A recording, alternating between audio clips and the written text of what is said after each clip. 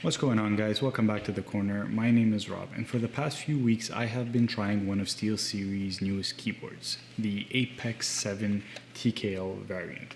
Now this keyboard comes in three different models. You have the full-size keyboard, the TKL version, and the Pro version, which has a few more features, most notably the fact that you can actually adjust the actuation level of the switches, so it'll be a bit quicker. Now, getting into the unboxing of this keyboard, when you first open it up, you have the keyboard wrapped in plastic, the Steelseries for Glory slogan, just to make sure that you know it is a gaming keyboard.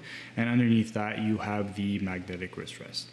So let's take a look at the overview of the keyboard. It's built pretty solid, I'm not gonna lie. The board itself feels really nice. And on the back is where you find kind of the option for cable management. So you have three different options to route it from the middle, the left, or the right.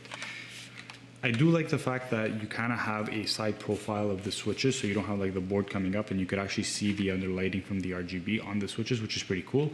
But one of the things I really don't like is that the cable is not detachable. Yes, I do understand that this has a USB pass-through on the top left, so that it does help you with gaining a more convenient USB slot. But I mean, I think that it would be really cool to have a cable that detaches, especially a USB-C one, so that you could switch your keyboards or take it with you a lot easier and a lot quicker. Continuing with the overview, the keycaps that it comes with are not the best, to be honest. Actually, after the first use, there was like an oily substance on it from my fingers. And that being said, I do not usually have oily fingers. Actually, most of the time they're really dry. But I'll show you a picture of kind of what the keycaps look like after just a couple hours of use. On the top left is where you'll find the media control. So you do have a volume wheel along with a play pause button, and obviously if you click it twice it skips to the next track, 3 times goes back to the previous song. So it's always nice to have those shortcuts at your fingertips. Now let's talk about the whole point of this keyboard, the gimmick that is around this keyboard, and that is the OLED screen on the top right of the keyboard. Now at first I thought, hey, this is just another gimmick like on other Steelseries products. But there is some use to it. I mean, yes, you could put a nice little GIF like you'll see here of the PC Master, the race guy, so that's pretty cool. But what I was able to use it for actually was system monitoring. So the only thing I found it useful for is kind of seeing how my CPU and GPU are being used and the clock speeds that they're running at. It would be cool if it was showing temperatures as well, but I wasn't able to do that with the system monitoring app within the Steelseries application. Aside from that, I mean, you could get some use out of it by playing songs, although it doesn't have any link to Spotify at the moment.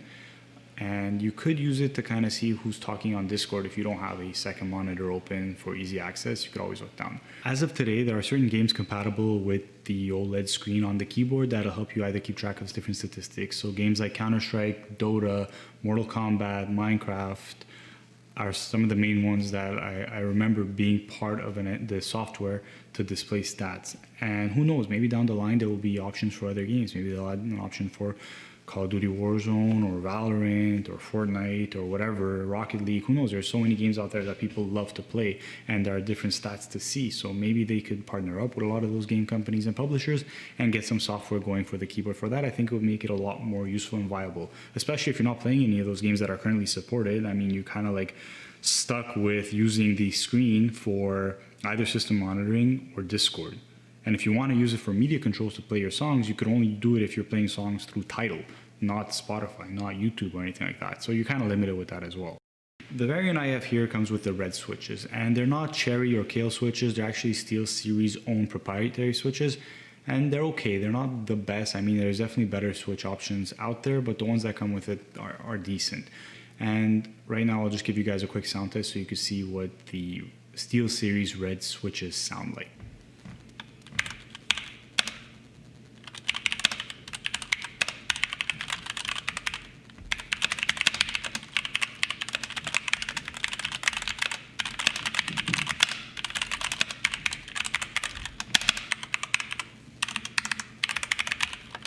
Each switch is individually illuminated, so you have the full option of customizable RGB, just like any other Steelseries RGB keyboard out there, and they are powered through Steelseries software. Now, this is a software that you'll go into to obviously adjust any illumination, if you want to create some macros or shortcuts, or if you want to actually download certain software for the OLED display. This is where you're going to find the system monitoring software. This is where you give permission for Discord to have access to the keyboard and other programs like that. There's some audio-visual software options that will help your keyboard light up based on the sound that you're hearing in-game. I mean, it's pretty cool, but like I said, for me, having RGB on a keyboard, it's kind of a nice to have, but not really a necessity. I mean, how often are you looking down on your keyboard when you're playing a game? It's kind of more for when you're maybe away from your PC and you want to get that nice look at your battle station, but the RGB is just a little extra. If that's something you're really going for, then this keyboard does have it. Another thing that you get with this keyboard, which is actually pretty cool, is a wrist rest to help with strain on your hands. Now, what I do like about this wrist rest is that it is detachable, but it could also be secured magnetically. So it's not just sitting on your desk and moves while you type, but it's also not stuck to the keyboard to force you to use it. So it gives you the option, which I'm all for. Give the user the option to use whatever they're most comfortable with, and that's the best way to increase value of your product. Now, speaking of value, is this keyboard worth the price? I mean, I got it for $170 Canadian, so that's about 125 US. Is it worth it? It depends what you're looking for. So I think it's not a bad buy. The keyboard definitely has some pluses and it's worth the money. It all depends on what's important to you, the end user. The wrist rest is a nice plus. The pass-through, like I said, the cable management options are really good, and the switches feel decent for being a proprietary SteelSeries switch. And the board kind of looks nice. I mean, you don't have these side walls, so you get this nice low-profile keyboard, so you could see underneath each cap, and you can see the switches light up. So it kind of does have that really nice look to it. So it all depends on what you prefer. Anyways, guys, that'll do it for this one. Let me know if you have any thoughts, questions, comments, concerns down below, and I will catch you guys next time. Later.